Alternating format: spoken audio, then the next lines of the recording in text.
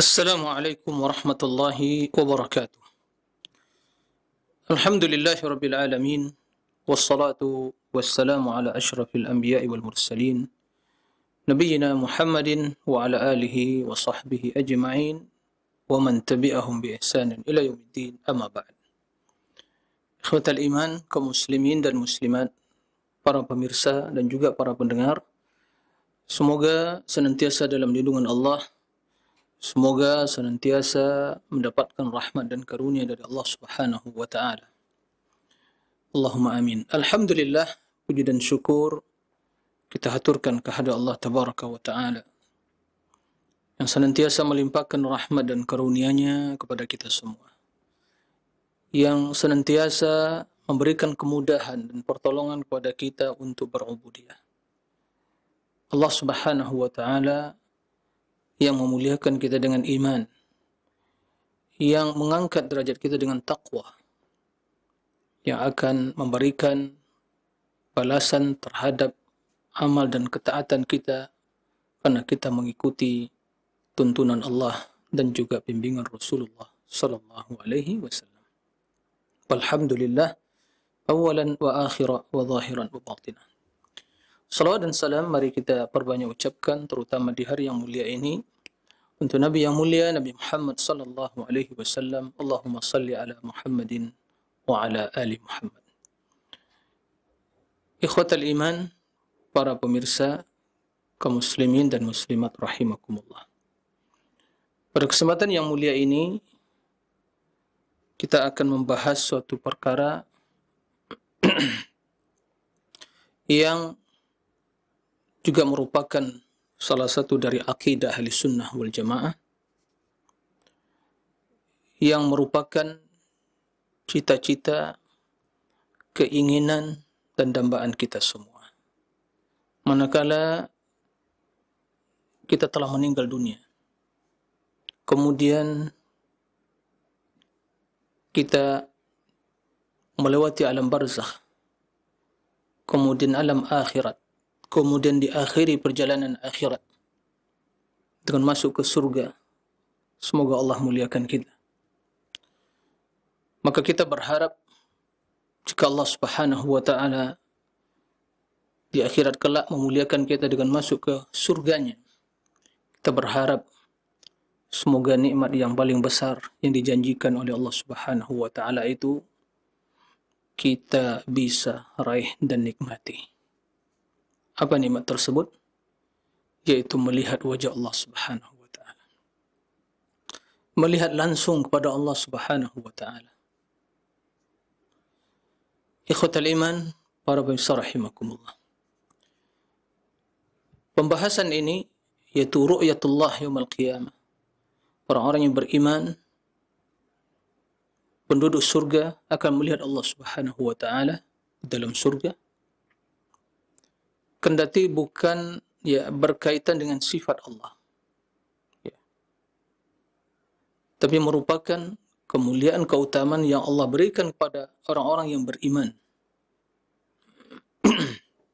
yang mereka akan langsung melihat Allah. Akan tetapi bila kita perhatikan pembahasan akidah yang ditulis oleh para ulama, maka didapatkan pembahasan tentang ru'yatullah, melihat Allah Subhanahu wa taala di dalam surga, pembahasan yang biasanya dibahas setelah pembahasan tentang sifat. Karena ada kaitannya dengan sifat. Terutama dengan sifat al-ulu, ketinggian Allah Subhanahu wa taala yang telah kita jelaskan, yang dalam redaksi Al-Quran disebutkan al-fawqiyah, dan juga tentang sifat kalam, karena Allah akan berbicara, dan sifat yang lain yang merupakan kemuliaan Allah Subhanahu wa sifat kalam. Oleh karena itu para ulama membahas pembahasan ini yang dikaitkan dengan pembahasan tentang sifat. Ikhwatal iman, para rahimakumullah. Kenapa kita harus jelaskan hal ini? Sebagaimana yang diutarakan tadi, bahwa kita berharap apa yang kita pelajari selama ini dari akidah ahli sunnah wal jamaah secara umum dan secara khusus yang berkaitan dengan nama-nama dan sifat-sifat Allah. Kemudian apa yang kita lakukan dalam hidup ini dari berbagai ketaatan dan ubudiyah sebagai bukti iman dan cinta kita kepada Allah serta Rasul-Nya. Kita berharap dari semua yang kita lakukan tersebut memberikan buah yang manis pada kita semua, dunia dan akhirat. Dan buah yang manis tersebut, nikmat yang agung tersebut, semoga bisa kita raih di surga kelak, yaitu melihat wajah Allah Subhanahu wa ta'ala. Kita di dunia beribadah kepada Allah, berdoa, mengangkatkan tangan, hati yang bersemi dengan cinta kepada Allah.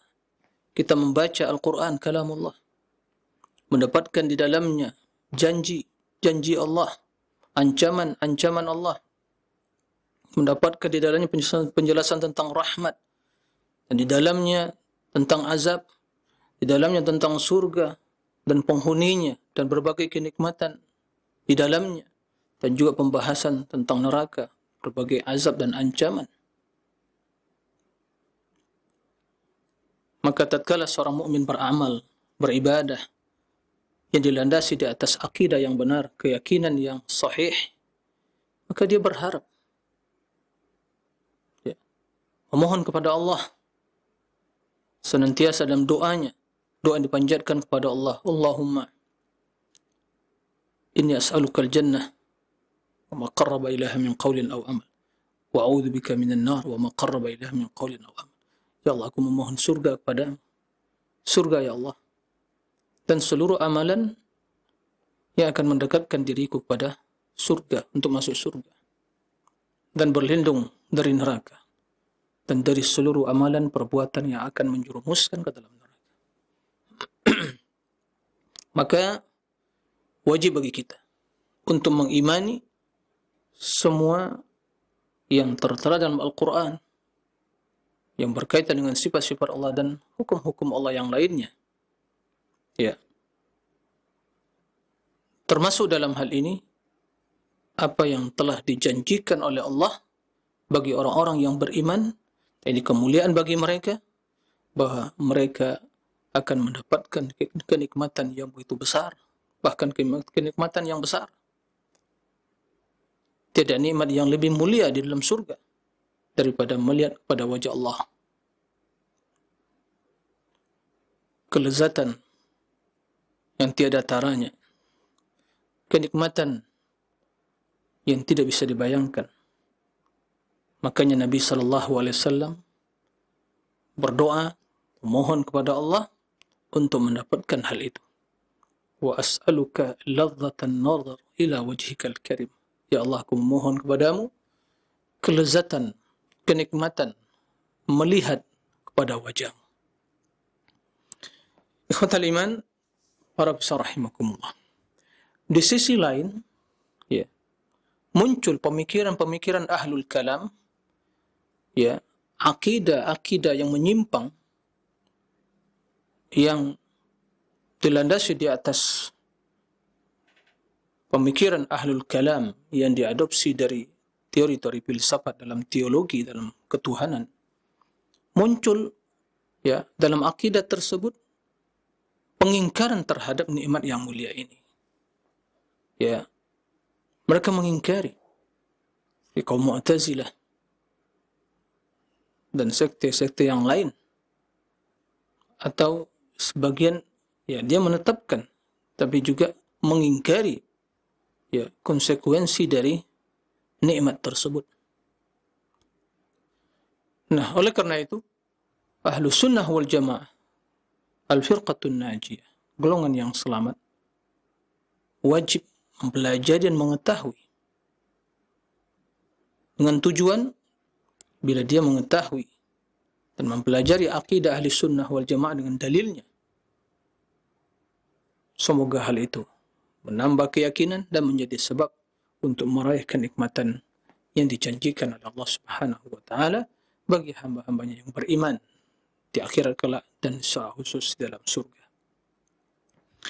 Ikhwatal iman, para pemirsa dan juga para pendengar rahimakumullah. Melihat Allah Subhanahu wa taala, melihat wajah Allah Subhanahu wa taala di akhirat kelak merupakan perkara yang telah dijelaskan oleh ayat-ayat Al-Qur'an dan hadis-hadis yang sahih, bahkan hadisnya mutawatir. Ya. Di antara ayat yang menjelaskan hal itu, firman Allah Subhanahu wa taala dalam surat Al-Qiyamah, ya, ayat 22. Allah Subhanahu wa taala berfirman, "Wujuhu yawma'idin nadhirah ila rabbiha nazirah." Nah, artinya wujuhun, wajah, itu yawma'idin, pada hari kiamat. Nadhirah, ini wajah orang-orang yang beriman.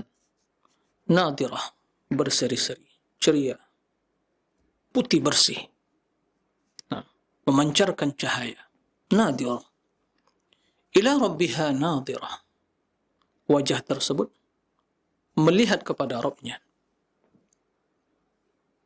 Melihat ila rabbiha. Ikhwatal iman, para pemirsa rahimakumullah.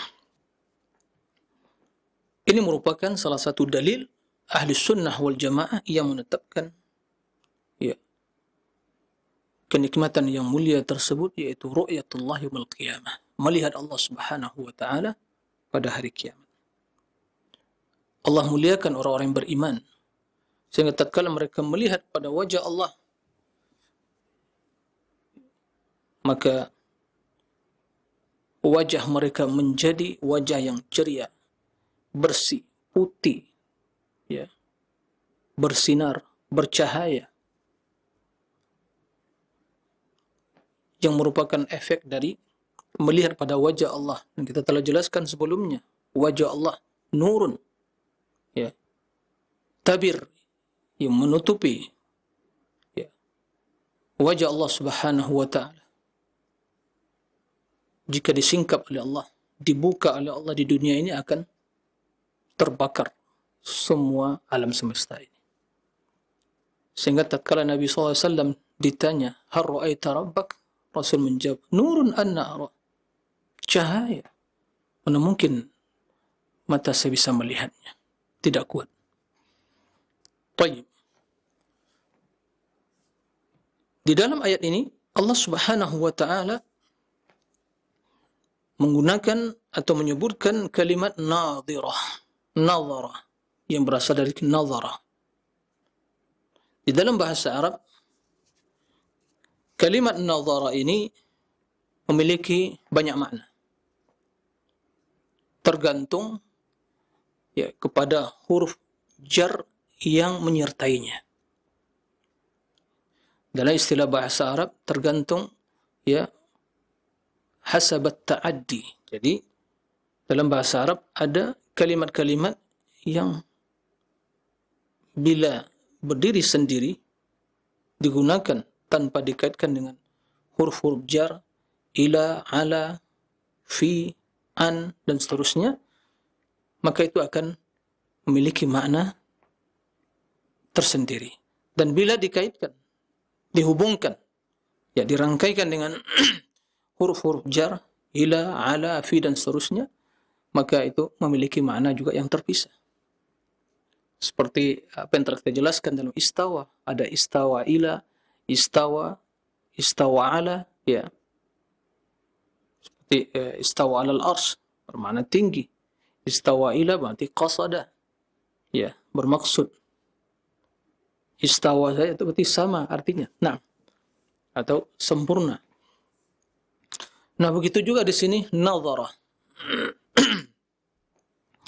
Jika kalimat nadhara terdapat dalam redaksi bahasa Arab tanpa disertai huruf jar, ila atau ala atau fi, nah, itu bermakna menunggu. Intadhara, waqafa. Itu menunggu. Artinya menunggu, bukan melihat. Seperti firman Allah Subhanahu wa taala di mana orang-orang munafikin di akhirat kelak ya berkata kepada ahli iman, orang beriman, "Unduruna naqtabis min nurikum." Unduruna. Tunggulah kami agar kami bisa ya mendapatkan secerca cahaya darimu. Nah, atau dari kalian. Kita mengetahui bagaimana orang munafikin cahaya mereka akan redup, bahkan akan padam. Ya. Tidak ada cahaya bagi mereka karena mereka tidak beriman di dunia. Lalu mereka ingin berjalan ke kegelapan dan ingin mendapatkan cahaya menerangi jalan mereka. Maka mereka berkata pada ahlul iman, "Unduruna, tunggu kami. Ya. Kami berjalan di belakang kalian agar mendapatkan cahaya." Tapi ditutup, dibentengi ya antara mereka dan ahlul iman sehingga mereka tidak mendapatkan cahaya tersebut. Jadi artinya di sini unduruna intadhiruna, tunggu kami. Kemudian nadhara yang disertai dengan huruf fi. Nadhara fi artinya tafakkur, melihat, memperhatikan, merenungi, mentadabbur. Oleh karena itu kata Allah Subhanahu wa taala, "Awalam yanzuru fi malakutis samawati wal ardh." Tidakkah mereka memperhatikan, merenungi, menghayati, mencermati apa yang ada di ciptaan atau kekuasaan Allah di langit dan bumi ini? Tafakkur, tadabbur, ta'ammul, ya. Adapun bila disertai dengan huruf ila, maka artinya melihat dengan mata kepala langsung. Ya, langsung melihat dengan mata.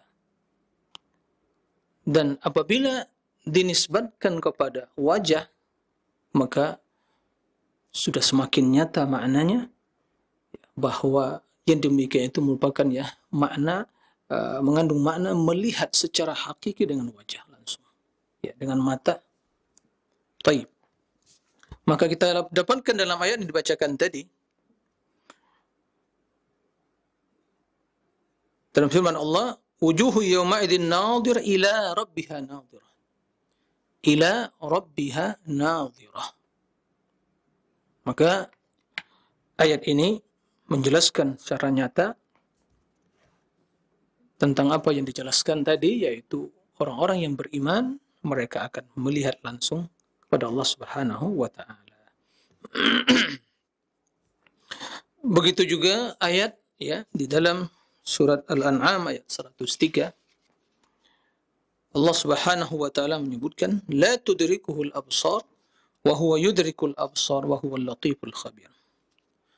Ayat ini kendati digunakan oleh orang-orang ahlul kalam Mu'tazilah dan yang serupa dengan mereka untuk mengingkari ru'yatullah. Akan tapi ahli sunnah memahami dan menjelaskan bahwa ayat tersebut merupakan dalil yang menetapkan ya ru'yatullah, melihat Allah Subhanahu wa taala di dalam surga. Kenapa demikian? Karena redaksinya la tudrik. Ya. Karena berbeda antara idrak dengan ru'ya. Al-idrak, adraka, yudriku artinya itu meliputi, mengetahui, meliputi dari seluruh sisi. Ya. Itu namanya adrak. Berbeda dengan ru'ya. Ro'ah itu melihat. Ya. Melihat dan tidak mesti meliputi dari seluruh sisi. Maka yang dinafikan dalam ayat ini adalah idrak, bukan ru'ya.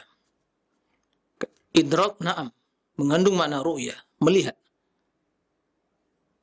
dan idrak lebih luas maknanya, ya, yaitu meliputi dari seluruh sisi. Sementara Allah Subhanahu wa taala tidak akan mungkin ya pandangan hambanya bisa meliputi Allah dari seluruh sisi dan arah.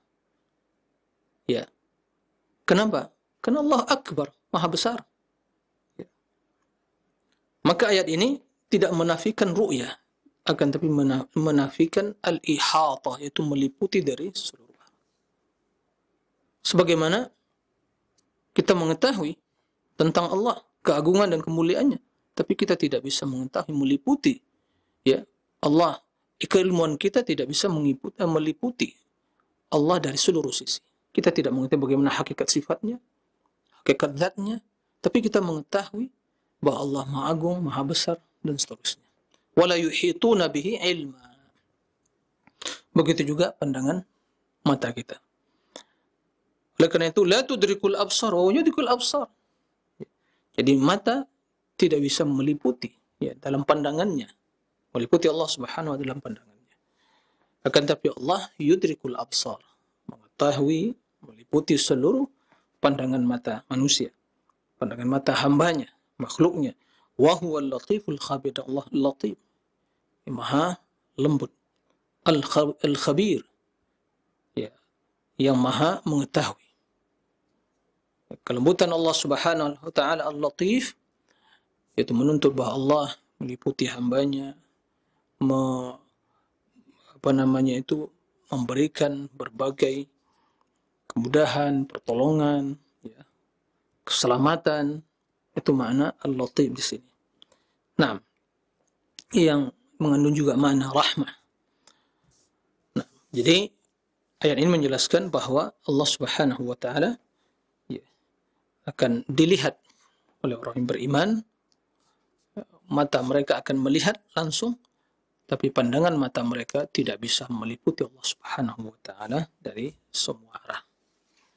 Arah yang dimaksud di sini bagi ya manusia, sementara Allah Subhanahu wa taala Maha tinggi. Ya. Hanya ada dua arah. Tatkala kita berbicara tentang Allah hanya dua arah. Tinggi dan ya, atas dan bawah. Tinggi dan rendah. Dan Allah Maha tinggi. Nah. Baik. Di antara ayat yang menjelaskan bahwa Allah Subhanahu wa taala akan dilihat oleh orang yang beriman dalam surga. Firman Allah Subhanahu wa taala yang menjelaskan tentang Musa alaihi salam. Dan ini juga dalil ahli sunnah dalam perkara ini. Musa alaihi salam mohon kepada Allah agar Allah memperlihatkan dirinya kepada Musa, agar beliau semakin yakin, ingin melihat. Kan tapi Allah Subhanahu wa taala mengatakan bahwa Musa, engkau tidak bisa melihatku. Di dunia ini engkau tidak bisa melihatku. Karena manusia, pandangan mata manusia di dunia tidak mampu melihat hal itu. Karena sangat lemah. Kondisinya berbeda. Ya. Pandangan kita di dunia ini sangat terbatas dan lemah sekali. Mata kita tidak mampu melihat yang demikian itu.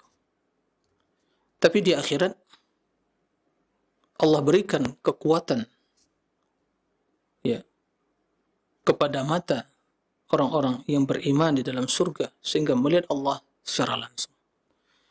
Maka yang dinafikan oleh Allah ya, yang diingkari oleh Allah dalam ayat yang menjelaskan permohonan Musa adalah keinginan Musa untuk melihat di dunia ini.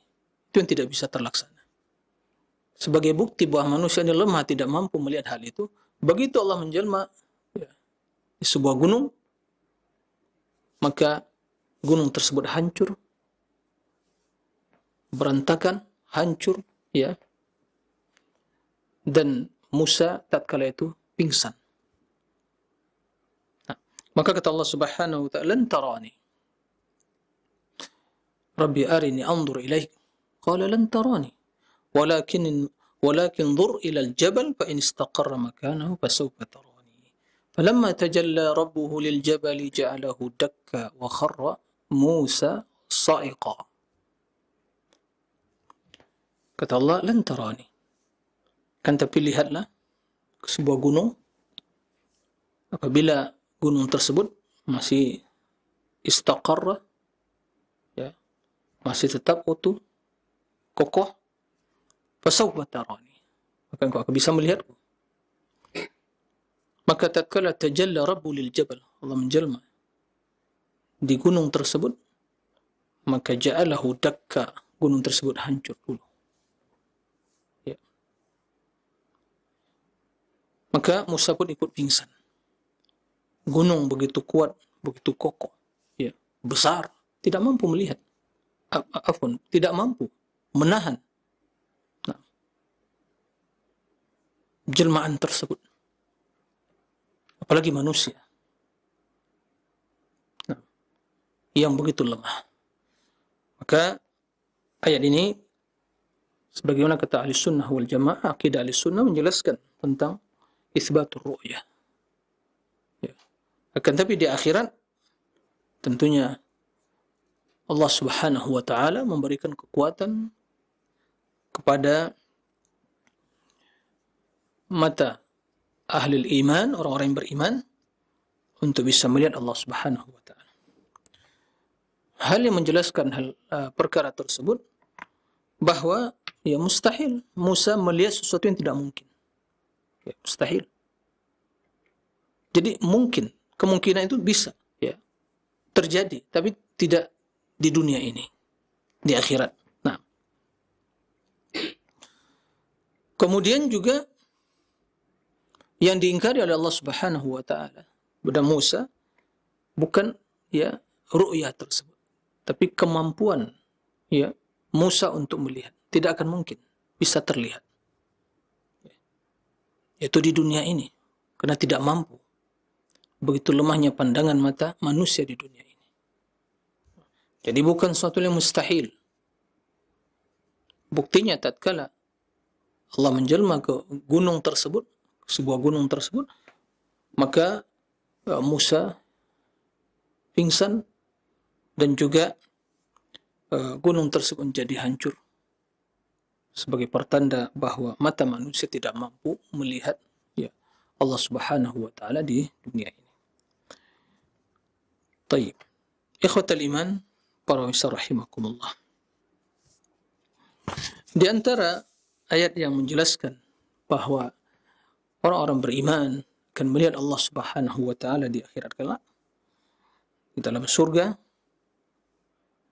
firman Allah Subhanahu wa ta'ala dalam surat Al-Mutaffifin ayat 15, kata Allah Subhanahu wa ta'ala, "Kalla innahum an rabbihim yawma idzin lamahjubun." Kalla, tidaklah demikian. Innahum an rabbihim yawma idzin lamahjubun. Sesungguhnya mereka itu orang kafirin, ya, orang-orang kafirin, an rabbihim yawma idzin lamahjubun. Mereka terhijab, tertutup ya pada hari tersebut dari Rabb mereka. Pada hari kiamat. Jadi orang-orang kafirin, orang-orang yang kafir kepada Allah, yang tidak beriman, pada hari akhirat mereka akan tertutup dari melihat Allah. Ya. Nah, ayat ini menjelaskan ancaman bagi mereka yang kafir, yang tidak beriman, bahwa mereka akan tertutup dari melihat Allah. Ada pembatas, ya, sehingga mereka tidak bisa melihat Rabb, yaitu Allah Subhanahu wa ta'ala. Kenapa demikian? Ya, karena kekufuran mereka. Karena mereka tidak melihat. Ya, mereka yang hina, dina di sisi Allah, ya tidak pantas mendapatkan nikmat yang mulia tersebut. maka dihinakan oleh Allah.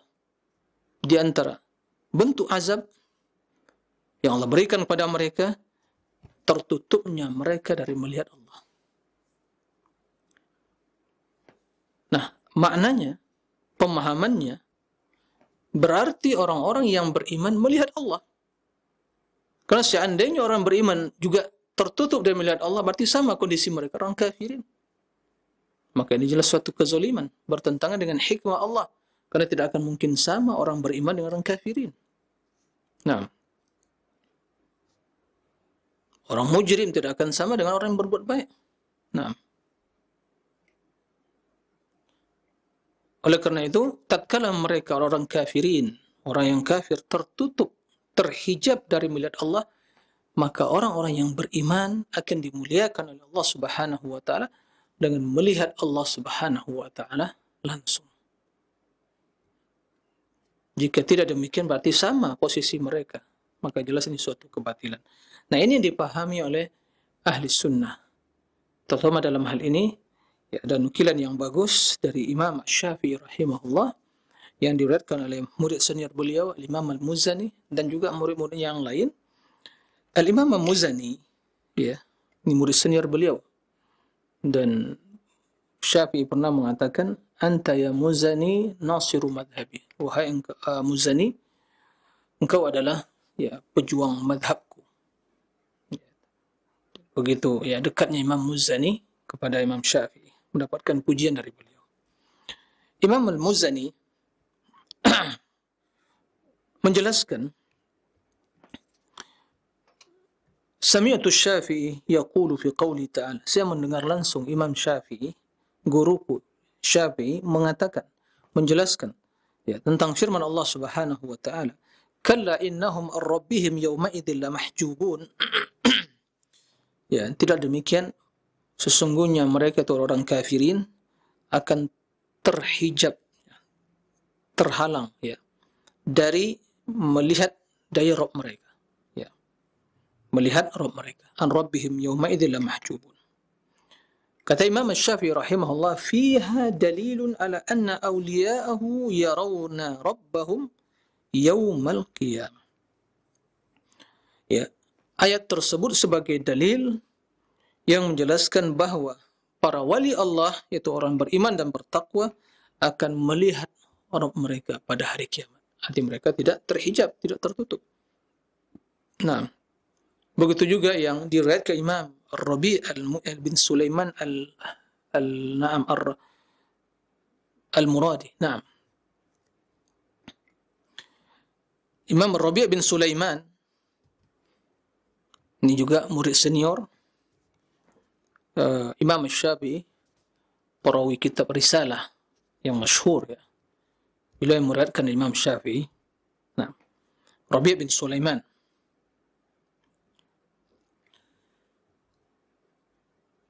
beliau menjelaskan, hadartu Muhammad bin Idris Asy-Syafi'i. Muhammad bin Idris Asy-Syafi'i wa qad ja'athu riq'ah min as-sa'id fiha ma taqulu fi qawli Allah azza wa jalla kalla innahum an rabbihim yawma idzin lamahjubun. Wa qala Asy-Syafi'i lamma hujiba haula'i bis-sakhat كان في هذا دليل على أن أولياءه يرونه في الرضا. قال الربيع فقلت للشافعي يا أبا عبد الله وبه تقول؟ قال نعم وبه أدين الله. ثم قال الشافعي ولو لم يوقن محمد بن إدريس أنه يرى الله لما عبد الله عز وجل. Baik. Artinya, Rabi' bin Sulaiman menjelaskan, saya menghadiri majlis Muhammad bin Idris Syafi'i dan datang kepada beliau, ya, pertanyaan riqah minas Sa'id. Sa'id itu daerah yang ada di Mesir. Ada pertanyaan yang tertulis satu lembaran ya, dilayangkan kepada Imam Syafi'i. Dan dalam pertanyaan tersebut, dalam lembaran tersebut tertulis, bagaimana pendapat tentang perkataan Allah atau firman Allah, kalla innahum ar-rabbihim yawma idzin lamahjubun. Tidak demikian, bahwa sesungguhnya mereka orang kafir akan terhijab, tertutup dari Rabb mereka pada hari kiamat. Maka jawaban Imam Syafi'i, lamma hujiba haula fi sakhat, tatkala orang-orang kafirin tersebut terhijab, tertutup dari melihat Allah fi sakhat, karena dalam kemurkaan Allah, karena mereka dimurkai oleh Allah, dibenci oleh Allah, ya, itu merupakan ancaman bagi mereka dan juga azab bagi mereka. Kana fi hadha dalil ala anna awliya'ahu yarawnahu fir ridha. Ini menjelaskan sebagai dalil bahwa para wali Allah, orang beriman dan bertakwa, akan melihat Allah, ya, fir ridha, dalam keridhaannya. Karena Allah ridha pada mereka, maka balasannya Allah muliakan mereka dengan melihat wajahnya. Orang kafirin diazab oleh Allah. Di antara bentuk azabnya, mereka dihijab dari melihat Allah Subhanahu wa ta'ala. Kemudian Rabi' bin Sulaiman bertanya kepada Imam Syafi'i, ya Abu Abdullah, ini kunyah beliau, namanya Muhammad bin Idris Asy-Syafi'i, kunyahnya Abu Abdullah. Wa bihi taqul, apakah engkau meyakini hal itu? Lihat, apakah engkau meyakini hal itu? Apa kata Imam Syafi'i? Naam, iya. Tanpa ada keraguan sedikit pun. Wa bihi adinullah, itulah agamaku, yang aku yakini kepada Allah Subhanahu wa ta'ala. Nah, lalu kata Imam Syafi'i, perhatikan, ya, pernyataan Imam Syafi'i ini. Kata beliau, "Lau lam yuqin Muhammad bin Idris annahu yara Allah lamma abada Allah azza wa jalla." Jika Muhammad bin Idris, yaitu jika saya tidak meyakini hal itu, yaitu tidak meyakini bahwa Allah, dia akan melihat Allah pada hari kiamat, maka untuk apa saya beribadah? Maka untuk apa saya beribadah kepada Allah? Artinya dia tidak akan beribadah kepada Allah jika tidak meyakini hal itu. Kenapa beliau beribadah kepada Allah? Beribadah kepada Allah, melakukan syariat Islam ini sebagai bentuk, ya, ubudiyah kepada Allah, karena beliau meyakini, berharap dari ibadah tersebut sebagai sebab untuk mendapatkan kemuliaan di akhirat, di dalam surga secara khusus, bahwa kemuliaan dan kenikmatan yang paling besar tersebut adalah melihat Allah Subhanahu wa ta'ala. Ini pembelajaran bagi kita bahwa niatkan di dalam kita beribadah ini, kita ingin menjadi sebab untuk masuk surga. Dan dalam surga kita mendapatkan kenikmatan yang begitu mulia, yang tiada taranya. Allahumma amin. Nah, itu di antara ayat yang menjelaskan, ya, ru'yatullah yaumul qiyamah. Dan juga, ya, ayat yang lain yang berkaitan bahwa orang-orang beriman akan, ya, berjumpa dengan Allah. Wattaqullah wa alamu annakum mulaqu. Bertakwalah kepada Allah dan ketahuilah, ya, bahwa kalian akan mulaqu, berjumpa dengannya. Tidak bukan berjumpa, yaitu langsung berhadapan dan melihat, ya. Wal alladzina yadhunnuna annahum mulaqu rabbihim, mereka yang yakin akan berjumpa, ya, dengan Rabb mereka. Begitu juga tahiyatum yauma yalqaunahu salam, yaitu perkataan mereka, tahiyat mereka, salam mereka pada hari tatkala mereka bersua dan berjumpa dengan Allah, salam, ya. Dan juga firman Allah, faman kana yarju liqa rabbih, barang siapa yang berharap, ya, perjumpaan Rabbnya, berjumpa dengan Rabbnya. Semua ayat-ayat yang senada dan semakna dengan mulaqu, akan berjumpa dengan Allah, itu menunjukkan bahwa Allah Subhanahu wa ta'ala, ya, akan dilihat pada hari kiamat dalam surga oleh ahlul iman, ya, orang-orang yang beriman, yaitu para wali Allah Subhanahu wa ta'ala. Adapun hadis atau sebelum hadis, ya, juga di antara ayat yang menjelaskan hal itu, firman Allah Subhanahu wa ta'ala dalam surat, ya, Yunus, ya, 26, yang menjelaskan balasan bagi orang-orang yang berbuat kebajikan, surga, dan ada tambahan. Lilladzina ahsanul husna wa ziyadah. Kata Allah, bagi orang-orang yang ahsanu, berbuat baik, al-husna. Balasannya al-husna, yaitu al-jannah, surga. Wa ziyadah. Ziyadah, ada tambahan. Ada apa ini? Kok ada tambahan lagi? Bukankah surga merupakan suatu kenikmatan? Nah, di dalamnya ada tambahan nikmat. Banyak nikmat yang tidak bisa dibayangkan. Maka ziyadah, apa maksud ziyadah? Tambahan. Sebagaimana yang ditafsirkan oleh Rasul sallallahu alaihi wasallam, az-ziyadah itu an-nazar ila wajhillah, melihat wajah Allah Subhanahu wa taala. Kata iman para pemirsa rahimahullah. Di antara hadis yang menjelaskan ya, hadis yang dijelaskan Imam Ibnu Qayyim dan para ulama yang lain, itu hadisnya mutawatir. Diriwayatkan oleh banyak para sahabat. Di antaranya riwayat Abu Hurairah, ya, hadis Abu Sa'id Al-Khudri, itu juga hadis Jarir bin Abdullah Al-Bajali. Nah, jadi hadisnya mutawatir. Diriwayatkan oleh banyak para sahabat. Sebagian hadisnya ya fi sahihaini, dalam kitab Sahih Bukhari dan Muslim, dan kitab-kitab hadis yang lain. Nah, di antara hadis tersebut, ya, redaksinya hadis Abu Hurairah dan juga Abi Sa'id Al-Khudri radhiyallahu anhuma, dan ini riwayat Imam Bukhari dan Muslim. Nabi sallallahu alaihi wasallam, ya, atau jelaskan dalam hadis tersebut, ada, ya, atau para sahabat bertanya kepada Nabi sallallahu alaihi wasallam, inna nasan qalu, itu para sahabat bertanya kepada Nabi sallallahu alaihi wasallam, ya Rasulullah, wahai Rasulullah, hal nara rabbana yaumil qiyamah, apakah kita akan melihat Rabbana, Rabb kita, pada hari kiamat? Apa jawaban Nabi yang mulia sallallahu alaihi wasallam? Qala Rasulullah sallallahu alaihi wasallam, hal tudarruna fi ru'yati syamsi laysa dunaha sahab? Qalu la. Qala fa innakum tarawnahu kadzalik. Ya, hadis riwayat Bukhari dan Muslim. Kata Rasulullah sallallahu alaihi wasallam, hal tudarruna fi ru'yatil qamar, hal tudarruna fi ru'yatil qamar lailatul badr? Qalu la ya Rasulullah. Hal tudarruna fi ru'yatis syamsi laysa dunaha sahab? Qalu la. Qala fa innakum tarawna kadzalik.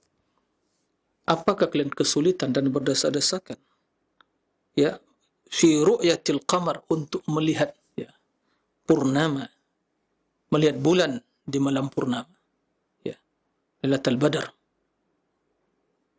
Apakah kalian berdesak-desakan, ya, untuk melihat hal itu? Mereka menjawab, tidak ya Rasulullah.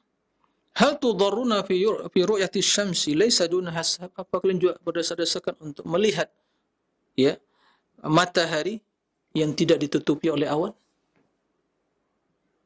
Nah, di siang bolong kita melihat matahari di mana saja, di belahan bumi saja, mana saja yang matahari terbit, ya, mereka melihat. Semuanya melihat tempat masing-masing. Qalu, mereka menjawab, la, artinya kami tidak akan berdesak-desakan untuk melihat, tidak ada kesulitan, di mana saya bisa melihat. Kemudian kata Rasul, fa innakum tarawna kadzalik, begitu kalian akan melihat Allah demikian. Apa maksudnya? Di sini perlu kita memahami, kalian juga akan melihat Rabb kalian demikian. Apa maksud demikian? Apakah melihat Allah seperti matahari atau bulan, atau kondisi melihat, itu ar-ru'ya, bukan al-mar'i. Ru'ya penglihatan, mar'i yang dilihat. Maka yang tashbih, penyerupaan di sini itu ar-ru'ya wa laysa al-mar'i. Wa tashbih yakunu fi ar-ru'ya wa laysa fil mar'i, yaitu pandangan, melihat, bukan yang dilihat. Artinya bukan Allah seperti bulan atau seperti matahari, bukan itu. Tapi kondisi keadaan melihat itu seperti kita melihat ya matahari dan bulan di malam bulan purnama yang tidak berdesak-desakan. Di mana saja tempat ahli surga, penghuni surga, mereka melihat.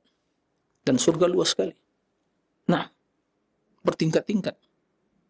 Semua mereka akan melihat di tempat masing-masing. Nasallallahu yarzuqanal jannah. Semoga Allah memuliakan kita dengan surga. Itu maksudnya. Jadi ini perlu dipahami karena sebagian ya ahlul kalam, karena mereka memiliki persepsi yang negatif tentang Allah. Ditambah lagi landasan beragamanya bukan dalil tapi akal. Ya. Nah, makna-makna yang negatif itu yang dimunculkan. Mereka tidak memahami. Ya. Mustahil ya Rasul ya menyamakan Allah dengan bulan dan matahari. Dan juga mustahil para sahabat memahami demikian. Maka tidak ada yang komplain. Tapi karena kejahilan orang-orang di belakangan hari ini tidak memahami bahasa dengan benar dan maksud Nabi SAW. Nah, dalil-dalil yang seperti ini ditakwil mereka. Nah, ini maksudnya berarti Allah sama dengan bulan matahari. Na'udzubillah. Allah mengatakan laisa kamitslihi syai' wa huwas samiul basir. Ya, tidak ada yang sama dengan Allah, suatu pun dengan Allah. Ya. Tidak satu pun yang menyerupai Allah dan Allah Maha mendengar dan lagi Maha melihat. Dalam hadis Jarir bin Abdullah Al-Bajali, ya, redaksinya, kunna julusan inda Nabi SAW. Satu ketika kami duduk, ya, bersama Nabi SAW. Oh, di sisi Nabi SAW. Idh nadhara ilal qamar lailatal badr. Berarti di malam hari ini. Nah, maka ketika Rasul melihat pada ya, purnama. Ya, qamar, bulan di malam lailatul badr. فقال إنكم سترون ربكم كما ترون هذا القمر لا تضامون في رؤيته فإن استطعتم ألا تغلبوا على صلاة قبل طلوع الشمس وصلاة قبل غروب الشمس فافعلوا. Ikhwatal iman kaum muslimin rahimakumullah. Jadi Rasul subhanallah ini salah satu metodologi yang digunakan Rasul dalam memberikan pembelajaran pada para sahabat. Ya, pendekatan. Ya.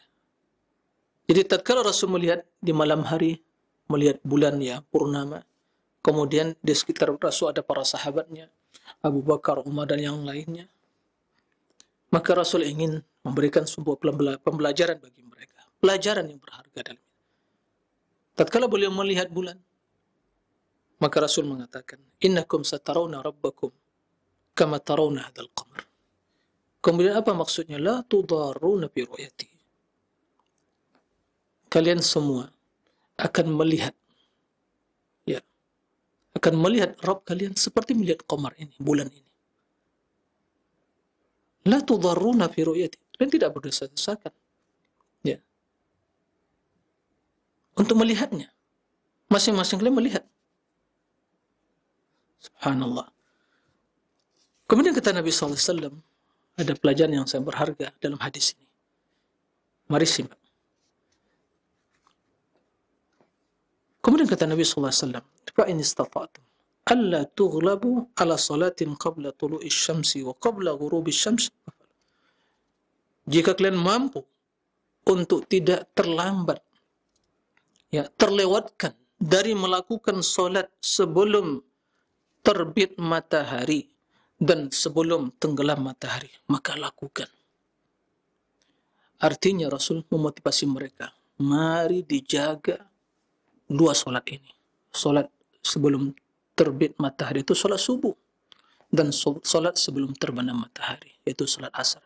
Dua solat ini, solat yang begitu berat bagi orang munafikin. Ya. Dan keutamanya luar biasa. Bahkan dalam sebagian hadis ayat disebutkan, hafidhu ala salawati wa salatil wusta. Jagalah solat, semua solat dan solat wusta, solat pertengahan. Banyak para ahli tafsir menjelaskan salatul wusta itu salatul asar, solat asar. Ya. Artinya, untuk mendapatkan kemuliaan itu bukan berpangku tangan. Solat. Maka jangan berharap enggak solat mendapatkan hal itu. Ya. Orang yang tidak salat tempatnya di neraka, waliyazubillah. Ya. Sebagaimana tatkala penghuni neraka Saqar ditanya, di antara jawaban mereka, walam nakum minal musallin. Kami dahulu tidak salat. Maka ahlul iman yang tertulis di KTP-nya Islam, Muslim, salat, ya, berjamaah, apalagi salat subuh, salat asar. Ini sebab utama untuk mendapatkan kemuliaan tersebut. Nah, oleh karena itu, ikhwatal iman, kaum muslimin dan muslimah rahimakumullah, mari kita jaga salat. Ya, perhatikan. Karena itu sebab utama untuk mendapatkan kemuliaan di akhirat kelak. Tentunya nikmat yang paling mulia adalah ya, melihat Allah Subhanahu wa taala pada hari kiamat kelak. Ya. Itu di antara ya hadis yang menjelaskannya. Dalam sebagai redaksi hadis itu disebutkan, innakum satarawna rabbakum ayanan. Sesungguhnya kalian akan melihat Rabb kalian ayanan, yaitu langsung dengan mata kalian. Ikhwatal iman, para misal rahimakumullah, itulah di antara dalil ya yang menjelaskan tentang ru'yatullah, itu melihat Allah pada hari kiamat. Dan nikmat yang mulia ini diingkari oleh seperti sekte ya Mu'tazilah, ya. Begitu juga kaum Khawarij dan sebagian kaum Murji'ah, termasuk dalam hal sekte Zaidiyah, ya. Adapun kaum Asy'ariyah, mereka menetapkan melihat Allah bil absar, dengan mata langsung, tapi mereka mengatakan tidak dengan berhadapan, dan juga tidak menetapkan fauqiyah, bahwa Allah di arah yang tinggi. Karena ini berkaitan dengan pengingkaran mereka terhadap sifat ketinggian Allah dan istiwa. Nah, ini jelas penyimpangan. Ya, kendati secara hukum asal mereka menetapkan kenikmatan tersebut, tapi mengingkari ada kaitannya dengan sifat Allah. Karena mereka tidak menetapkan sifat ketinggian bagi Allah. Ditakwil. Karena tinggi itu arah, dan Allah tidak diliputi oleh arah. Menurut mereka seperti itu. Sementara kita mengatakan, Ahlus Sunnah wal Jamaah mengatakan bahwa jika yang dimaksud arah itu tinggi, fauqiyah, maka Allah Subhanahu wa taala maha tinggi di atas seluruh makhluknya. Ya. Dan mereka melihat dalam ketinggian Allah Subhanahu wa taala, ya, sebagaimana sesuai dengan kebesaran Allah Subhanahu wa taala. Begitu juga mereka mengingkari adanya ya kalam yang al-lafzi, yang secara diucapkan. Karena akidah Asy'ariyah meyakini bahwa kalam itu hanya yang ada di hati. Kalamun nafsi.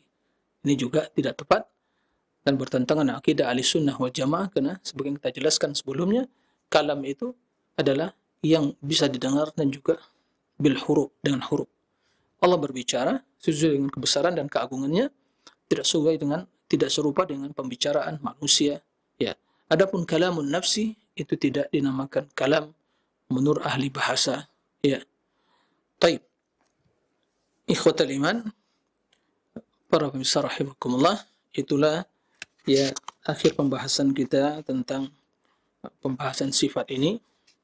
Semoga Allah Subhanahu wa taala memuliakan kita dan memberikan buah yang manis, nikmat yang agung ini pada kita semua yang meyakini akidah yang benar dan mengamalkan ya tuntutan dari akidah tersebut, yaitu kita mengagungkan Allah, memuliakan Allah, kemudian melaksanakan ketaatan dan ubudiyah, berdoa kepada Allah, bertawassul dengan nama-nama dan sifat-sifat Allah tersebut, kemudian menetapkan semua yang ditetapkan oleh Allah dan Rasulnya.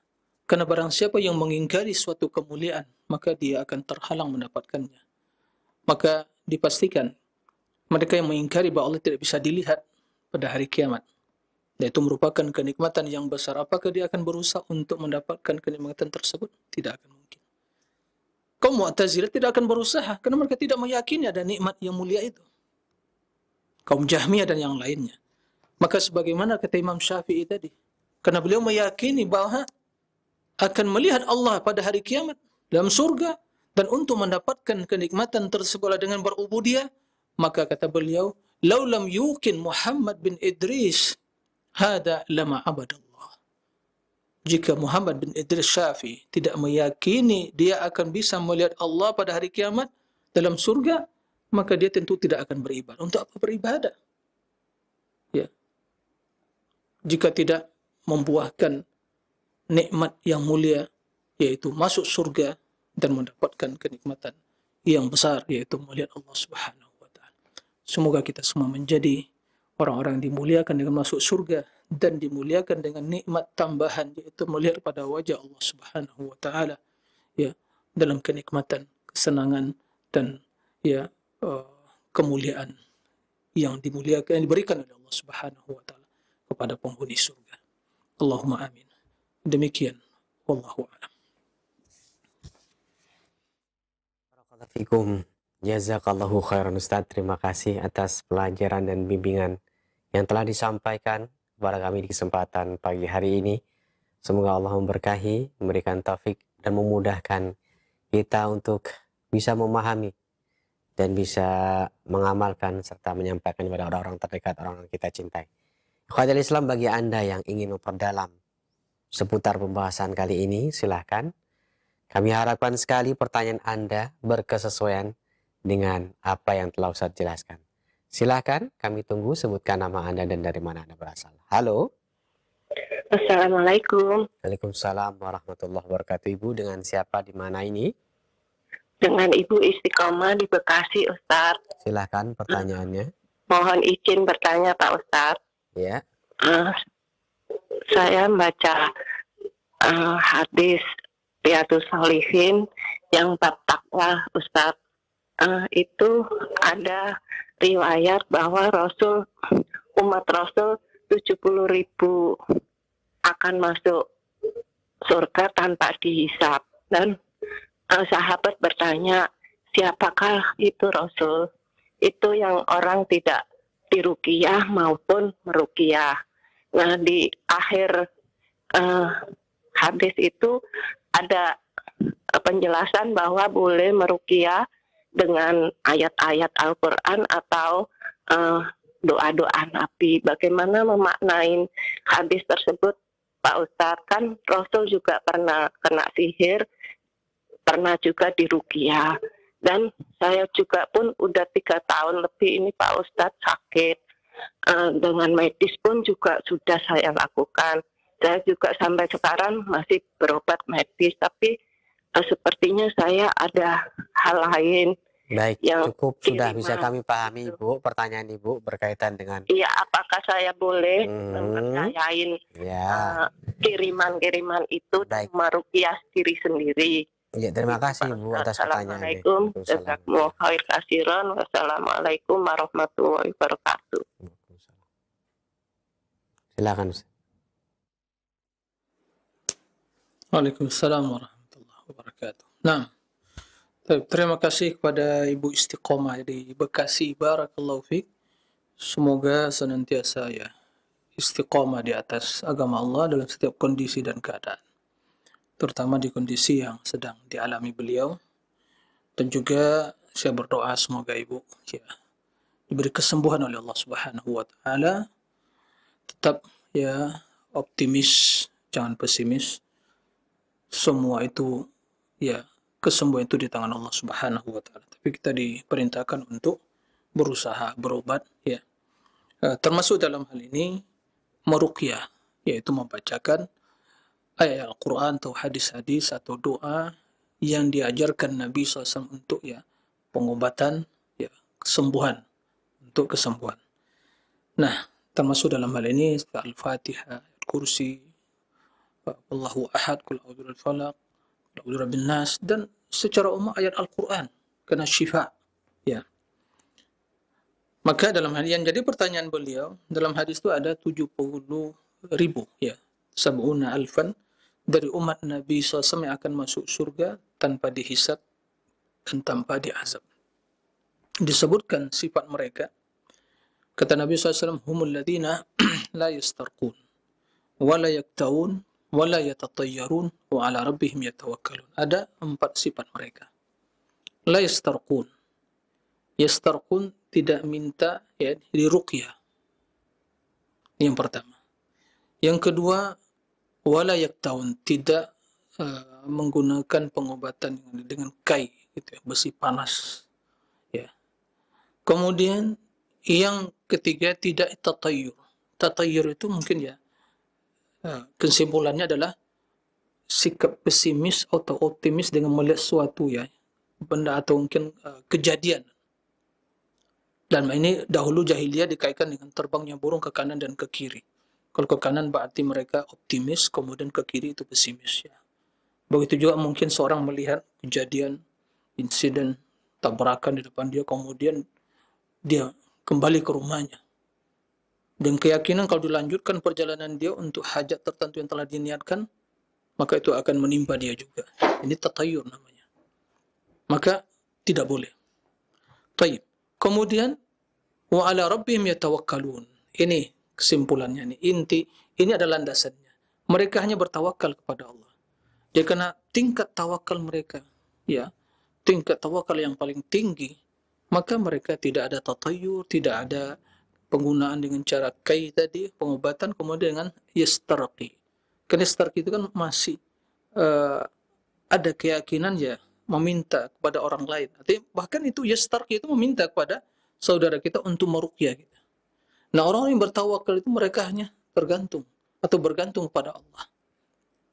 Nah, tingkat tawakal kita berbeda-beda. Kendati ya hadis ini itu jelas menyatakan bahwa la yastarqun, tidak minta diruqyah. Tapi apakah haram jika kita minta ruqyah tidak sampai pada haram? Ya, tidak sampai bertingkat haram. Adapun bila saudara kita meruqyah kita tanpa kita meminta, maka tidak ada masalah. Karena Nabi SAW mengatakan man istata'a yanfa'a akhahu falyaf'al. Bila kalian bisa memberikan manfaat, kebaikan kepada saudara kalian, maka lakukan. Maka tidak diragukan sebuah seorang yang bisa meruqyah saudaranya, suatu yang baik bermanfaat. Nah, kendati dia tidak meminta. Tapi dengan kondisi ya kita ingin diruqyah, apakah ini haram? Tidak sampai haram. Tapi mungkin ya kalaupun sebagian ulama mengatakan ya yukrah, makruh begitu. Karena terdapat dalam ancaman hadis tadi. Tapi bukan suatu yang haram. Maka dalam kondisi seperti ini saya ingin memberikan pesan bahwa yang lebih utama itu istiqomah atau siapa saja dari kaum muslimin yang mendengar pernyataan ini, mari kita berusaha untuk ruqyah mandiri, yaitu meruqyah diri sendiri. Kita alhamdulillah Allah turunkan Al-Quran sebagai syifa, ya, dan berdoa di malam hari, ya, dan baca doa-doa yang untuk pengobatan tersebut dan ruqyah, ya, baca surah Al-Fatihah, ayat kursi, qul huwallahu ahad, qul a'udzu falaq, qul a'udzu binnas, dan doa-doa yang diajarkan Nabi SAW. Dan secara umum, begitu kita membaca Al-Fatihah, ya, dipegang tempat-tempat yang sakit tadi, diusap, ya, sembari membaca. Atau ada kalanya mungkin air kita minum, dan air dibacakan Al-Fatihah diminum. Ruqyah diri sendiri dengan keyakinan bahwa Allah Subhanahu wa taala yang menyembuhkan. Ini sebagai sebab. Tapi efeknya luar biasa. Ya. Maka dibutuhkan keyakinan di hati. Keyakinan. Kemudian kita berusaha untuk bagaimana membersihkan hati. Karena kendati obatnya paten, obatnya baik, tapi seorang tidak bisa menggunakan dengan baik, atau mungkin penyakit yang ada di fisiknya tidak bisa menerima hal itu, maka juga tidak ada kesembuhan. Begitu juga Al-Quranul Karim, kata Imam Ibnu Qayyim, harus dibaca dengan penuh keyakinan, kemudian dibersihkan hati, kemudian dengan cara yang tepat membacanya. Nah, maka bi'inillah dengan demikian, insyaAllah akan sangat besar ya efeknya dan pengaruhnya dalam pengobatan dan penyembuhan tadi. Demikian, Wallahu a'lam. Ustaz, barakallahu fikum. Terima kasih atas nasihat dan jawabannya. Kembali kami berikan kesempatan untuk Anda yang menghubungi kami via telepon. Silahkan. Dan kami sangat berharap pertanyaan Anda agar lebih tajam kembali di pembahasan kesempatan kali ini berkaitan dengan pembahasan yang Ustaz telah sampaikan. Silahkan. Assalamualaikum Ustaz. Waalaikumsalam warahmatullahi wabarakatuh. Dengan Bapak siapa ini di mana? Dari Bapak Agustin di Maluku Utara. Silakan Pak Gustin pertanyaannya. Mohon izin tanya Ustaz. Pernah saya membaca di buku Sunnah, pernah saya baca bahwa Allah itu mempunyai sifat cemburu. Jadi yang saya tanyakan sama Ustaz, kira-kira seperti apa sifat cemburunya Allah? Seperti Allah itu Maha Pemurah. Dia memberikan kemurahan kepada seluruh makhluknya. Baik manusia yang kafir maupun manusia yang beriman, diberikan kemurahan. Yang saya tanyakan, sifat cemburunya Allah itu seperti apa Pak Ustaz? Dan apakah Asmaul Husna ini hanya 99 nama yang seperti kita ketahui? Baik. Begitu Ustaz pertanyaan dari saya. Barakallahu fiik. Wassalamualaikum warahmatullahi wabarakatuh. Waalaikumsalam warahmatullahi wabarakatuh. Silakan Ustaz.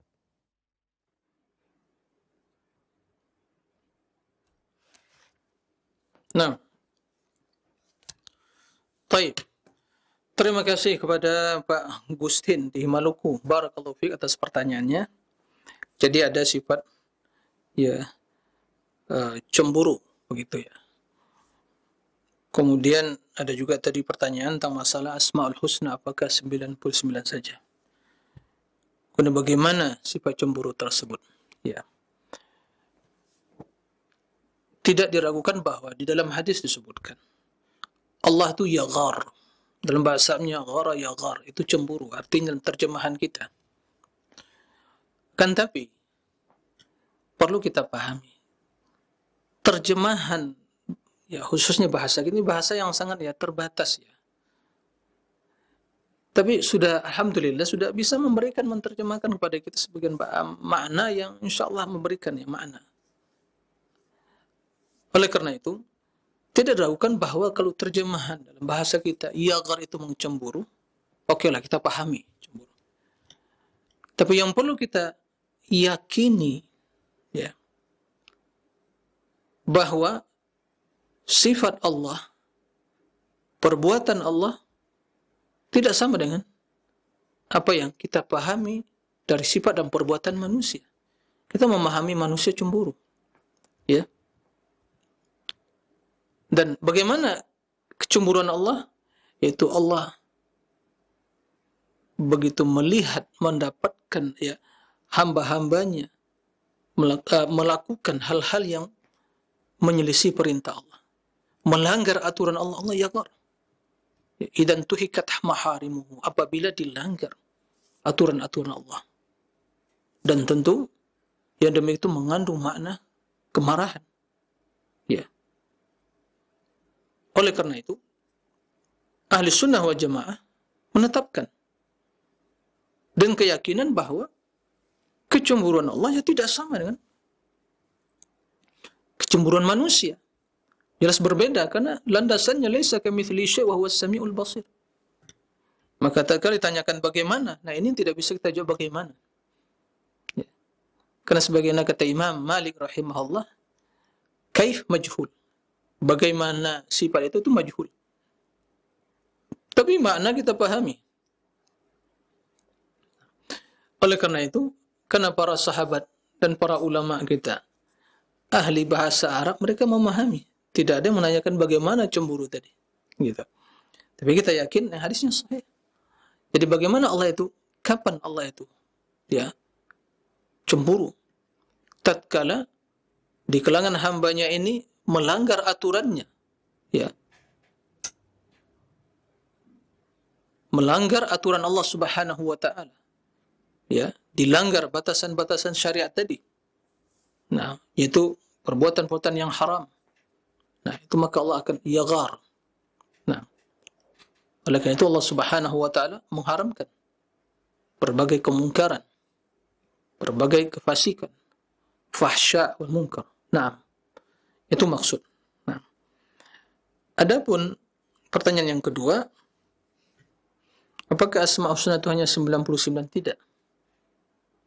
99 tersebut itu keutamaannya barang siapa yang mengetahui, menguasai dan memahami dan mengamalkannya itu masuk surga. Adapun nama Allah lebih dari itu dan sifatnya lebih dari 99. Dalam hadis Rasulullah SAW menjelaskan, Inna lillahi tis'atan wa tis'ina asman mi'atan illa wahida man ahsaha dakhala jannah. Jadi lihat, perhatikan kaitan akhir hadis dengan awalnya. Jadi keutamaan 99 tadi, yaitu barang siapa yang menguasainya, memahaminya, mengamalkan si kandungannya, itu makna ahsaha dakhala jannah. Allah memiliki 99 nama, 100 kurang 1. Man ahsaha. Ahsaha dalam bahasa Arab maknanya hafidhaha, alimaha, wa fahimaha, wa amila, wa abadallahu bi. Jadi dia ketahui, dia pahami, dan dia amalkan. Artinya yad'ullah bihi, walillahi asmaul husna fad'uhu biha. Allah memiliki asmaul husna, maka fad'uhu biha. Ya, ibadatilah Allah, suruhlah Allah dengan nama-nama tersebut. Mencakup doa masalah, yaitu doa permohonan, ya Rahman irhamni, ya Ghafur ighfirli. Nah, seperti itu. Atau doa ibadah, yaitu doa yang kita lakukan termasuk zikir. Ya, doa atau ibadah yang kita lakukan termasuk doa ibadah. Ya, maka kita beribadah, berzikir, menyebut nama Allah, mengagungkannya. Jadi keutamaannya, barang siapa yang melakukan hal itu akan masuk surga. Bukan berarti nama itu hanya 99 saja. Karena di dalam hadis yang sahih disebutkan, Rasul SAW menjelaskan bahwa as'aluka bikulli ismin huwa lak sammaita bihi nafsak aw anzaltahu fi kitabik aw 'allamtahu ahadan min khalqik aw ista'tharta bihi fi 'ilmi al-ghaib indak an taj'al al-Qur'an rabi'a qalbi wa jala'a wa dhahaba hammi wa jala'a huzni. Nah, jadi kata Nabi SAW, aku mohon kepadamu ya Allah dengan nama-nama, bi asma'ik, anzaltahu fi kitabik, engkau turunkan dalam kitabmu, atau 'allamta ahadan min khalqik, atau nama-nama yang kau ajarkan pada salah seorang dari hambamu, atau ista'tharta bihi fi ilmi al-ghaib indak, atau nama-nama yang hanya engkau ya Allah mengetahuinya dalam ilmu ghaibmu. Nah, jadi ada nama-nama yang tidak diturunkan oleh Allah dalam kitab Al-Quran atau kitab-kitab sebelumnya. Ada nama yang tidak diajar kepada seorang pun. Itu hanya Allah yang mengetahuinya. Sebagai bukti bahwa nama Allah itu bukan 99 saja. Tapi 99 tersebut keutamaannya, barang siapa yang mengetahui ya dan memahaminya dan mengamalkannya, maka akan masuk surga. Jadi bukan sekadar hanya menghafal saja, disenandungkan, ya, bukan begitu. Nah, demikian wallahu alam wa sallallahu wa sallam nabiyina Muhammadin wa alihi wa sahbihi wa sallim wa akhiru da'wana anil hamdulillahi rabbil alamin. Subhanakallahumma bihamdik asyhadu an la ilaha illa anta astaghfiruka wa atubu ilaik. Wassalamu alaikum warahmatullahi wabarakatuh.